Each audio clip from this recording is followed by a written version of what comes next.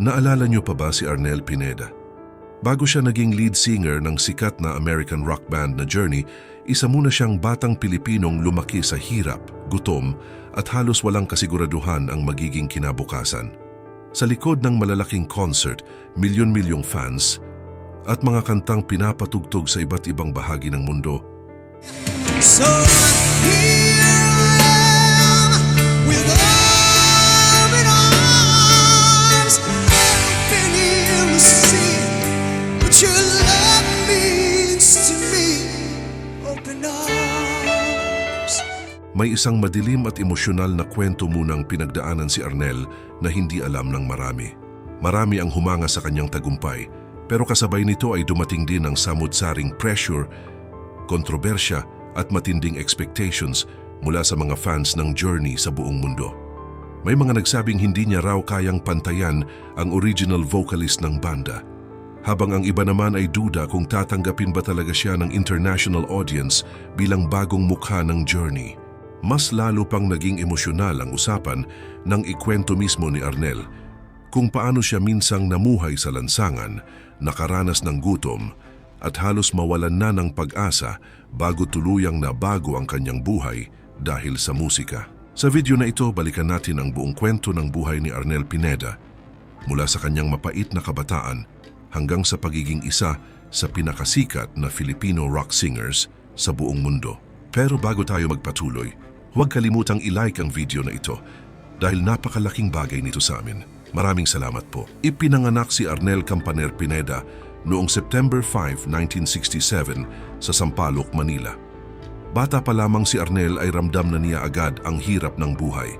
Hindi sila mayaman at madalas ay sapat lamang ang kanilang kinikita para maitawid ang pang-araw-araw na pangangailangan ng kanilang pamilya. Ngunit habang lumalaki siya, isang matinding pagsubok agad ang dumating sa kanyang buhay nang magkasakit ang kanyang ina.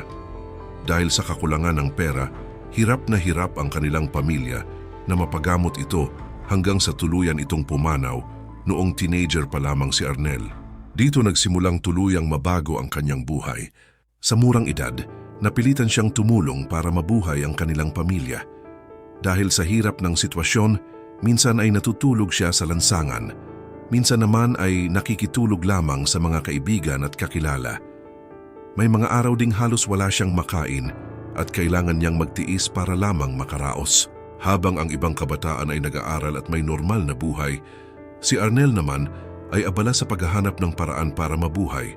Naging scavenger siya minsan, nangongolekta ng bote at bakal na maaari niyang ibenta para lamang magkaroon ng pera.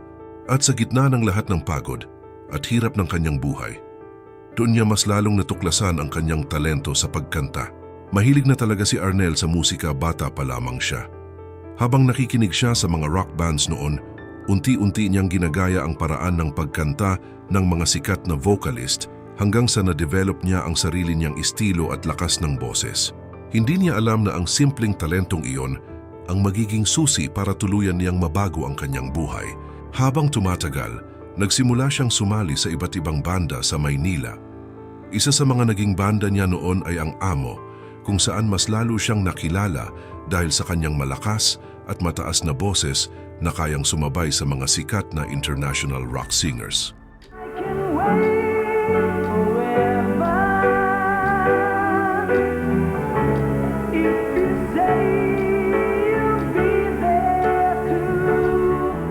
Unti-unti siyang naging kilala sa local rock scene at nagsimula ring magkaroon ng mga regular performances sa iba't ibang bar at venue. Ngunit kahit gumaganda na ang kanyang career, hindi pa rin nawawala ang mga pagsubok na dumarating sa kanyang buhay. Dumaan din si Arnel sa matinding personal problems at mga issue na halos sumira sa kanyang career. May panahon ding naapektuhan ang kanyang kalusugan at buhay dahil sa bisyo at pressure ng industriya. Ngunit sa kabila ng lahat ng iyon, pilit pa rin siyang bumabangon. At habang nagpapatuloy si Arnel sa pagkanta sa Pilipinas, hindi niya alam na sa kabilang bahagi ng mundo ay may isang taong makakapanood ng video niya online na tuluyang magpapabago sa kanyang kapalaran. Noong 2007, naghahanap noon ng bagong lead singer ang legendary American rock band na Journey matapos umalis ang kanilang dating vocalist. Marami na silang in-interview at in-audition na singers, pero tila wala pa rin silang mahanap na tamang papalit. Hanggang sa isang araw, napanood ng guitarist nilang si Neil Schon sa YouTube ang video ni Arnel habang kumakanta ng mga Journey songs sa isang bar sa Pilipinas. Highway ride in the suit of midnight sun. Agad siyang namangha.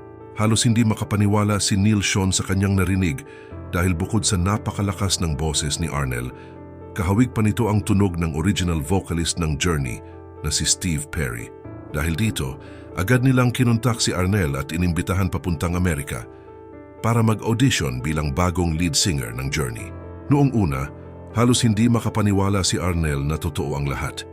Mula sa pagiging isang simpleng singer sa Pilipinas, bigla siyang nabigyan ng pagkakataong sumali sa isa sa pinakamalalaking rock bands sa buong mundo. At nang tuluyan siyang ipakilala bilang bagong vocalist ng Journey, agad itong naging usap-usapan sa international music industry. Marami ang natuwa at humanga sa kanya, lalo na ang mga Pilipino. Ngunit hindi rin nawala ang mga critics at fans na nagduda kung kaya ba talaga niyang punan ang iniwang legacy ni Steve Perry. Sa kabila nito, pinatunayan ni Arnel ang kanyang sarili. Sa bawat concert at performance niya kasama ang Journey, mas lalo niyang pinapabilib ang audience. Libo-libong fans ang sumisigaw sa bawat kanta at unti-unti niyang nakuha ang respeto ng international rock community.